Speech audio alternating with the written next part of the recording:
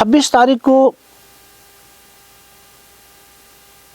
असवाल, सुमित, ये लोग परवाल गांव की स्कूल के नीचे जो नाला था उस नाले पे ये बकरियों को लेके बैठ गए। संभावना थी कि गुलदार क्या पता इस एरिया में हो तो वो लौटेगा। एक चीज़ देखने में आ रही थी कि जो नाला था उस नाले में बहुत छुपाव था और किसी गुलदार द्वारा उसी नाले का उपयोग क्यों आज किया जा रहा था, क्योंकि उस नाले में जो हल्की बालू थी उस बालू में पग चिन्ह आ रहे थे। संभवतः यदि इंजर्ड गुलदार कभी घणात से भौड़ गांव या तित्तड़ गांव कहीं भी आ रहा था तो वे इस नाले का उपयोग, जो झस नाले को उपयोग में ला रहा था वो।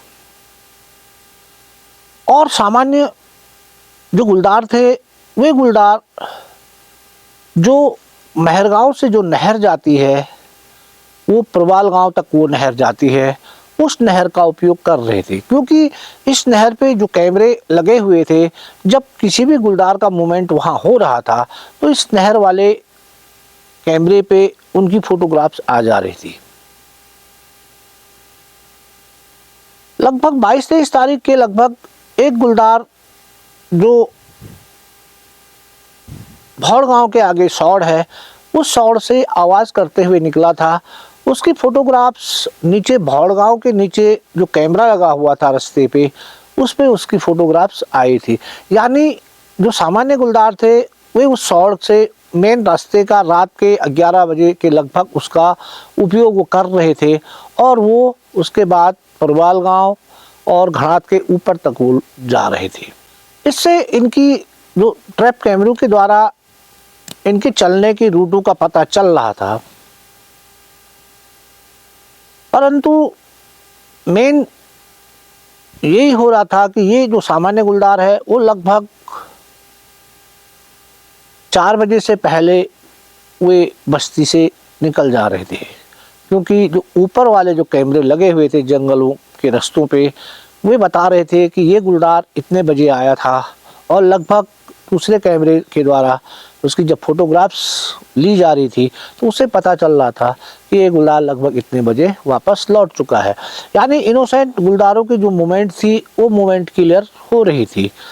शायद जो गुलदार आवाज़ कर रहे थे वो शायद मीटिंग के लिए भी किसी फीमेल को या किसी मेल को बुला रहे थे। और जब कोई भी गुलदार कोई आवाज़ करते हुए निकल रहा था तो उस दिन सारे गांव वाले डर जाते कि साहब गुलदार आवाज़ करते हुए आ रहा है।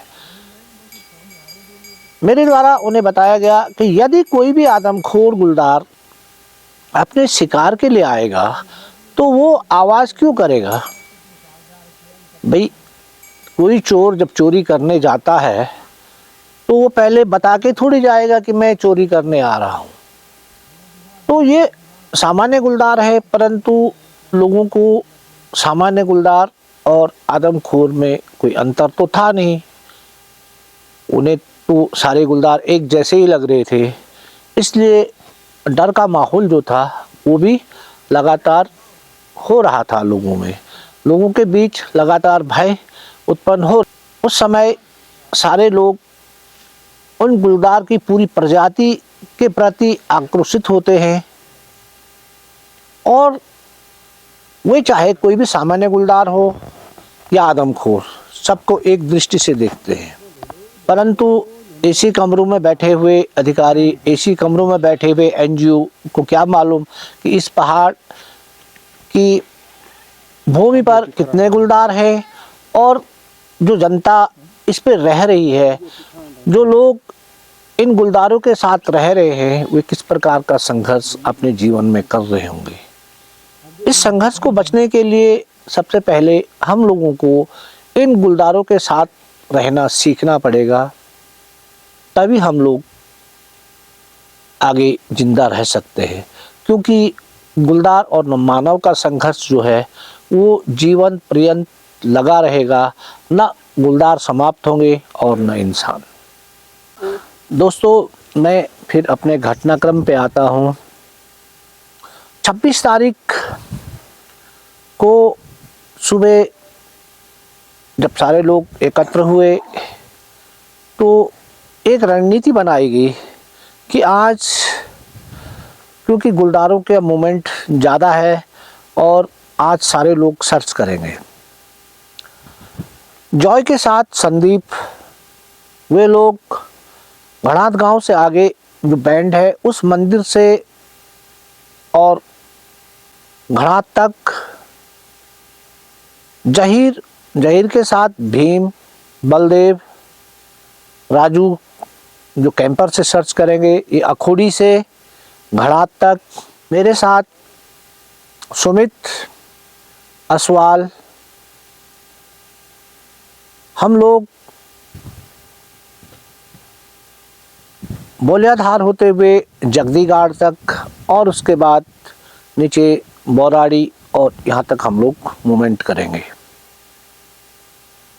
शाम हुई, अंधेरा हुआ, सारे दल अपने अपनी गाड़ियों पे चढ़ के और ये सर्चिंग पूरी रात की थी।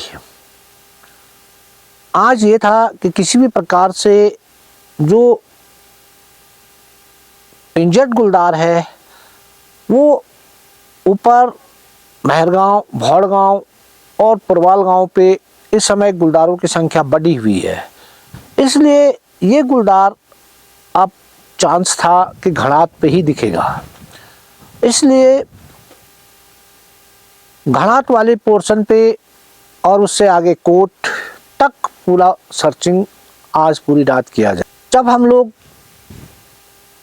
अपने अपने क्षेत्रों के लिए सारे दल मूवमेंट जब सब ने किया तो उसके बाद मैं, असवाल और सुमित हम जब जगदीगाड़ पहुँचे तो उस दिन मैंने देखा कि जगदीगाड़ जगतशिला माता का जो मंदिर है उस मंदिर पे जागरण हो रहा है और लगभग 9 बज चुके हैं।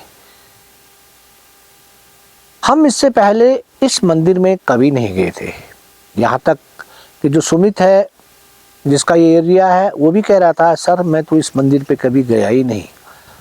तो वहाँ पे औरतें जागरण कर रही थी, जो बाजे थे वो बज रहे थे।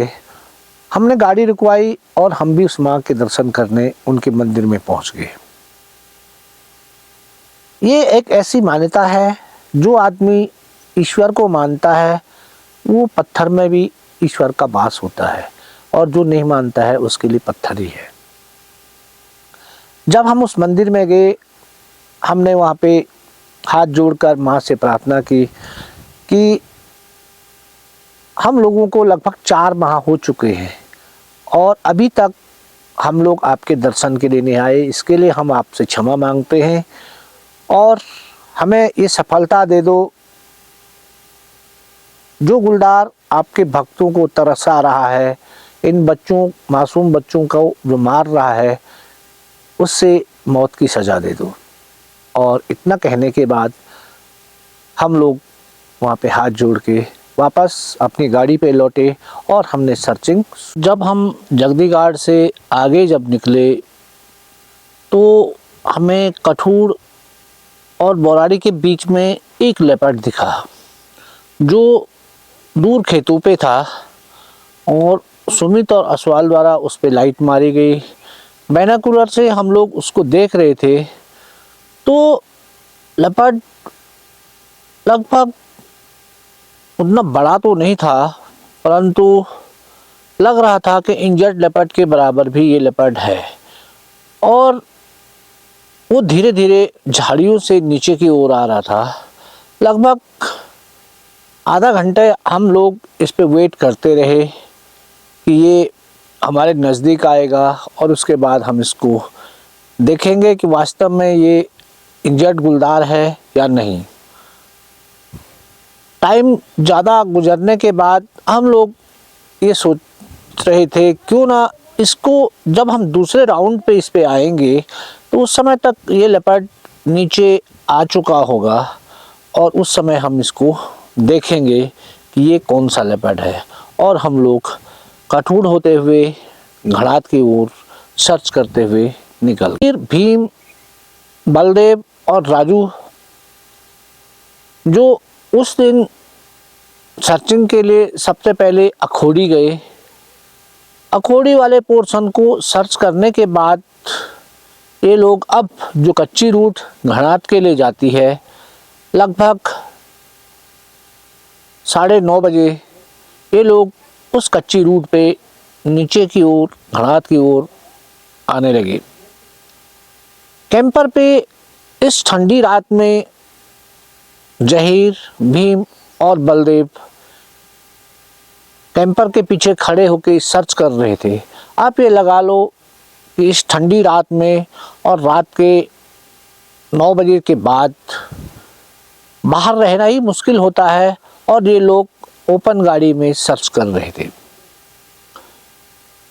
जब ये लोग घणाद के लगभग ऊपर वाले बैंड पे पहुंचे तो जब लाइट, सर्च लाइट जो थी वो मंदिर के बगल पे एक मकान पे पड़ी, तो वहाँ पे उसके आंगन के बगल पे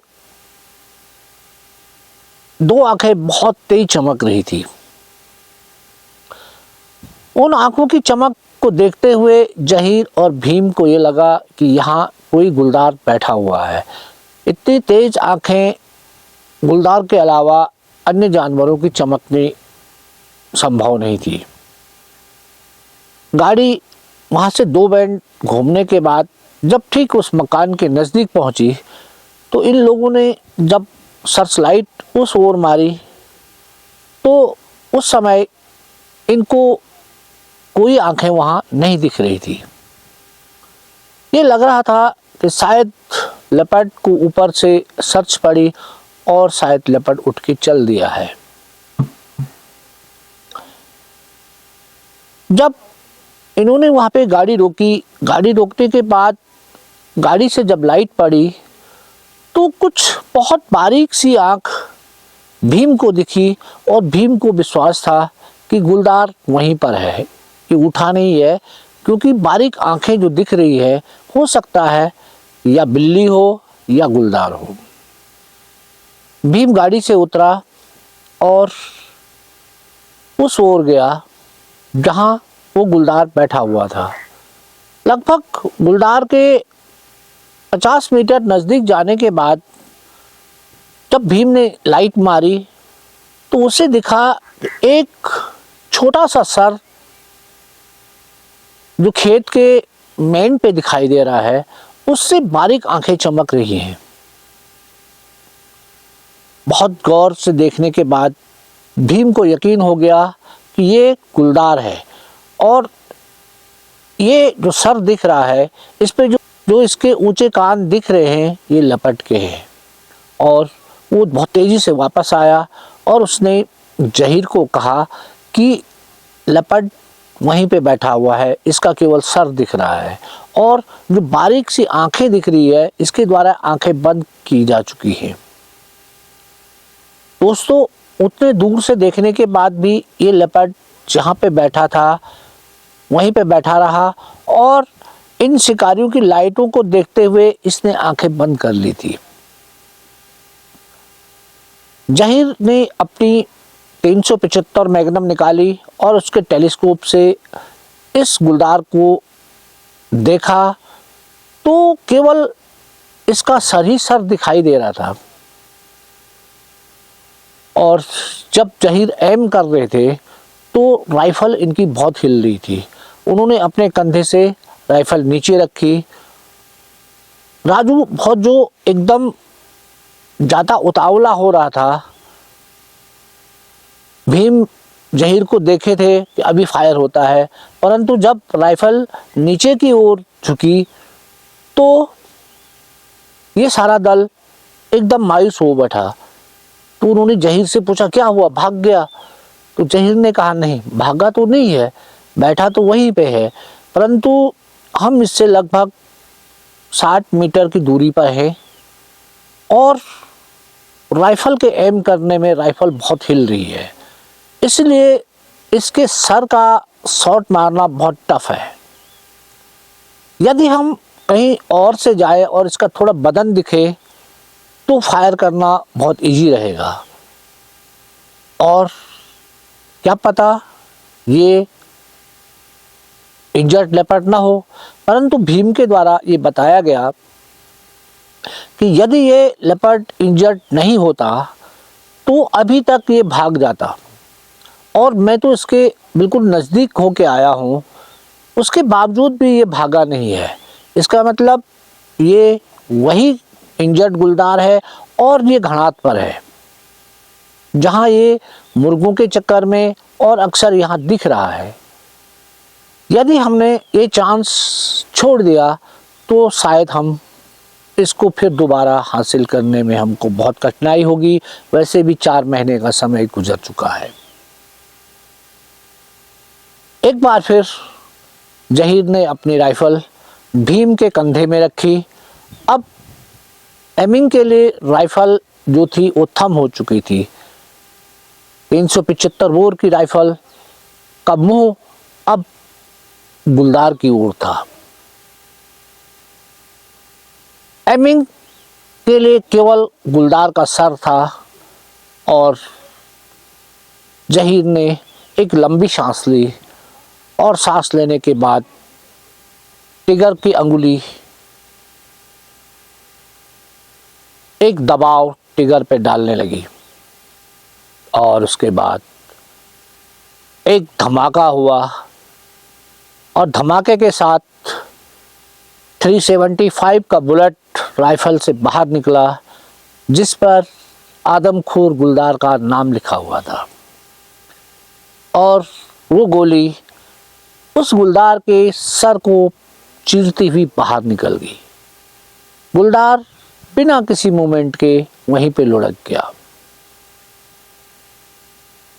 क्योंकि दूरी केवल 60 गज थी, इसलिए फटक से बहुत जल्दी बलदेव और राजू वहाँ पे पहुँचे।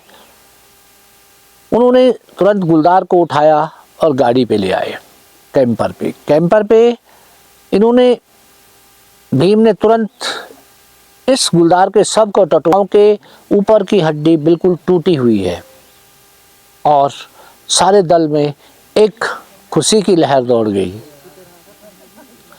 हम लोगों ने भी धमाका सुना तो हमें विश्वास हो गया था कि शायद आज जिस प्रकार का जो रणनीति बनी हुई थी, जिस प्रकार की रणनीति के साथ तीनों शिकारी एक साथ काम कर रहे थे, इस रणनीति में आज सफलता शायद मिल चुकी है। तभी हमारे मोबाइल पे घंटी बजती है कि इंजर्ड गुलदार मारा गया। राजू जोर जोर से चिल्ला रहा था। तुरंत सारे दलों का मुंह, उनकी गाड़ियां बैक हुई। कोई उस ओर था तो उस ओर आने लगा, और 5 मिनट में सारे दल उसी स्पॉट पे पहुंच। गुलदार को चेक किया गया तो देखा गया कि वास्तव में इसके आगे पांव के कंधे पे कोई गोली का निशान है, और जिसके कारण इसके ऊपर से जो हड्डी है, मेन हड्डी, वो बिल्कुल टूटी हुई है। उतने ही देखने से सब लोग एक खुश हो गए कि हमारी जो तपस्या थी 4 महीने की, वो आज समाप्त हो गई है। मैंने और जॉय ने जब इसके उस पाँव को देखा, तो जब मैंने इसकी गद्दी को देखना चाहा तो पता चला कि इस पे तो जो दाहिना पाँव है, इस पे जो गद्दी पाँव पे होती है, वो गद्दी इस पे है ही नहीं। और ये गद्दी न होने का कारण बहुत पहले से आदमखोर था। ये गद्दी किसी कारणवश किसी गर्म चीज़ में या किसी इस प्रकार की चीज़ में ये गुलदार कभी चला होगा, जिससे इसकी सारी गद्दी निकल गई थी। इससे लग रहा था कि ये गुलदार पहले से पाँव की गद्दी न होने के कारण ये आदमखोर हो गया था, और चाहे किसी शिकारी द्वारा इसको गोली मारी गई हो, या चाहे किसी भी प्रकार से इसके जो दाएं पाँव की हड्डी थी वो टूटने के कारण केवल एक ही पाँव से चल रहा था। और जहाँ पे ये गुलदार मारा गया, उस पुल के बगल के आगे जो रिज थी, उस रिज पे इसको पहले 2 बार रात को सर्च लाइट पे इसकी आंखें चमकी थी, परंतु इसकी आदत थी कि जब लाइट इस पे पड़ती थी ये आंखें भींच लेता था और उससे ये आंखें छोटी दिखने के कारण किसी ने इसकी ओर ज़्यादा ध्यान नहीं दिया। इस एरिया पे कोई भी शिकारी कभी नहीं गया, इसलिए ना तो यहाँ कोई लोग जाते थे और ना ही यहाँ किसी ने कभी सर्च किया।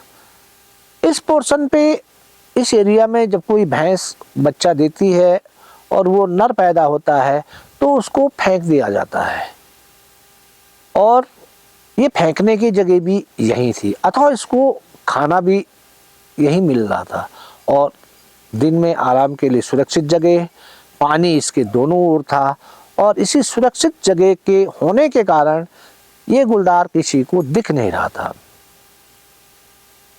जब कभी ये मूवमेंट करता तो जो दोनों नाले इसकी ओर थे उन नालों से ये कभी महरगांव, कभी भौरगांव, कभी तितड़गांव निकल रहा था और उसके बाद उसी नाले के उपयोग करते हुए ये फिर अपनी जो सुरक्षित रिज है उस रिज तक पहुंच रहा था।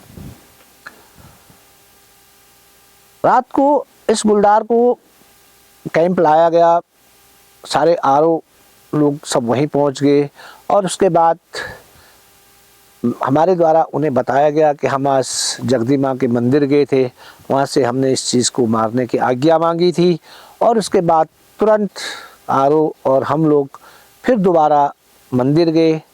तब तक जागरण चल रहा था और हमारे द्वारा वहाँ पे माँ का धन्यवाद किया गया कि आपने हमारी जो मनोकामना थी वो पूर्ण कर ली और लोगों में भी एक नया उत्साह पैदा हो गया कि वास्तव में शिकारियों ने जब माँ जगदी माँ से आज्ञा मांगी तभी आदमखोर मारा गया और ये खबर आग की भांति सारे क्षेत्र में फैल गई।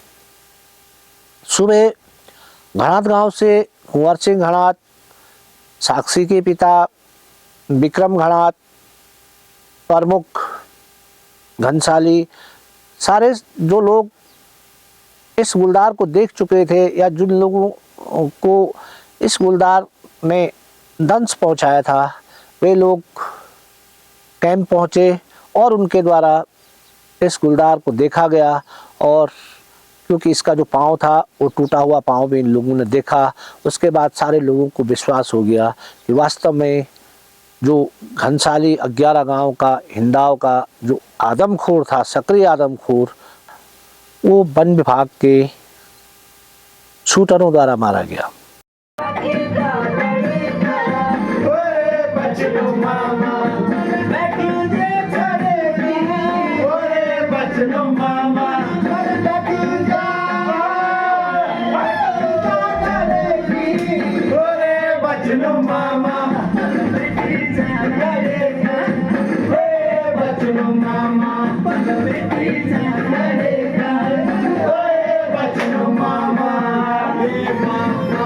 दोस्तों, इस घटनाक्रम को 4 महीने हो गए। इसमें क्या क्या हुआ आप लोगों को मैंने विस्तृत से बताया। इसमें वन विभाग की क्या, वन विभाग ने इस पर कम से कम 10 नए फॉरेस्ट गार्ड जो एकदम नए थे, यंग ब्लड था, वो मैन पावर ली। 27 ट्रैप कैमरे जो इस घटना पे लगे रहे उनका उपयोग किया गया। 2 लाइव कैमरों का उपयोग किया गया। 1 ड्रोन कैमरे का उपयोग किया गया। इस क्षेत्र में जहाँ जहाँ जो सेंसिटिव एरिया था, जहाँ अंधेरा था, वहाँ लगभग 35 सौर ऊर्जा की लाइटें लगाई गई, जिससे शाम होते ही वो लाइटें बल जाएंगी और लोग गुलदार से बच सकेंगे। इन ग्राम सभाओं में झाड़ी काटने के लिए धनराशि दी गई और स्वयं भी नेपालियों के द्वारा, नेपाली जो दिहाड़ी पे थे उनके द्वारा गांव की महिलाओं को रोजगार देते हुए झाड़ियां काटी गई। वन विभाग द्वारा 2 महीने तक स्कूल के बच्चों के लिए निःशुल्क गाड़ियों की व्यवस्था की गई, ताकि कोई भी बच्चा यदि पैदल जाता है स्कूल तो उससे गुलदार का भय हो सकता है। इसलिए गाड़ियां बच्चों को स्कूल तक ले जाती और शाम को फिर उन स्कूलों से इन प्रभावित क्षेत्र के बच्चों को घर तक पहुंचाती थी। इस ऑपरेशन में भंडारी और जहीर को मातृशोक और भंडारी को पितृशोक हुआ। भंडारी के पिता का हार्ट अटैक से मौत हो गई और जहीर की मां का भी जो था हार्ट अटैक से मौत हो गई। इन दोनों शिकारियों को जिन्होंने अपना सर्वस्व यहाँ दिया, उन्हें पितृशोक और मातृशोक हुआ। इस ऑपरेशन में 2 लाइव वेट जो 2 कटड़े थे उन्होंने अपना बलिदान दिया। 4 बकरे, 2 गाय, इन्होंने अपना बलिदान दिया।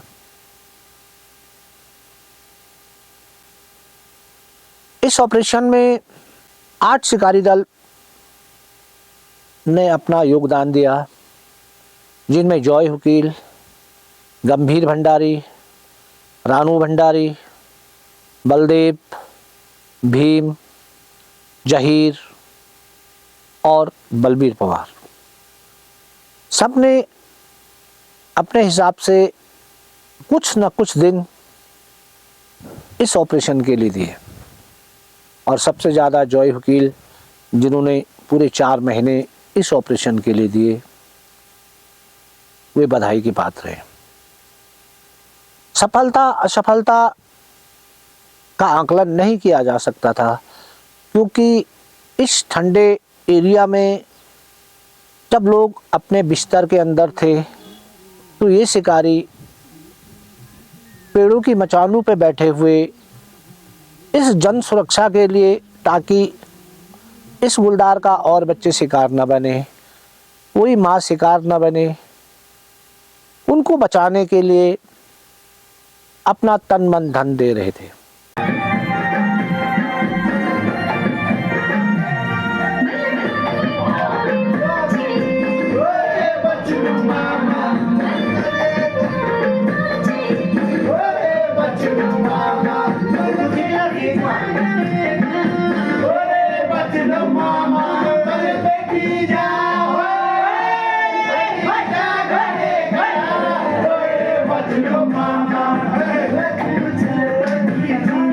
इसे उन्होंने नाचना शुरू कर दिया था और दूसरे दिन एक बेहतरीन पार्टी और उसमें उनके नाच और